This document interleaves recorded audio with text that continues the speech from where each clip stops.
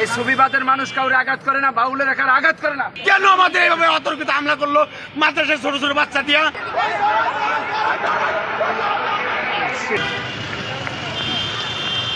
এরপরে তারা সমাবেশের নামে সমাবেশ কি করছে? কিছুই করে নাই। মাঝখান থেকে আমরা দাঁড়ানো আছি বাইরে, পুলিশ আমাদের বলছে যেভাবে আমরা সেভাবে দাঁড়ানো ছিলাম। কেন কেন আমাদের এইভাবে অতর্কিত হামলা করলো মাদ্রাসায় ছোট ছোট বাচ্চা দিয়া? পুলিশ প্রশাসনের কাছে এর বিচার চাই, সুষ্ঠু তদন্ত করে দেখুক কারা কে অন্যায় করছে, আমাদের তাদের কত বাইরে গেছি কিনা। ওদের সবার হাতেই শুধু লাঠি আর লাঠি।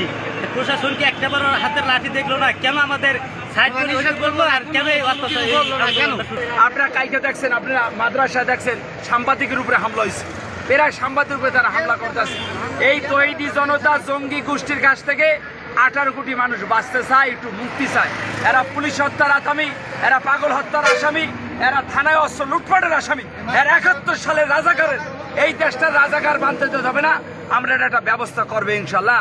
আমরা উচ্ছৃঙ্খলা না, এই সুবিবাদের মানুষ কাউরে আঘাত করে না, বাউলের একার আঘাত করে না। ওরা লাঠি নিয়েছে, ওরা সোরা নিয়েছে, ওরা খুরদার দিয়ে লোক নিয়েছে।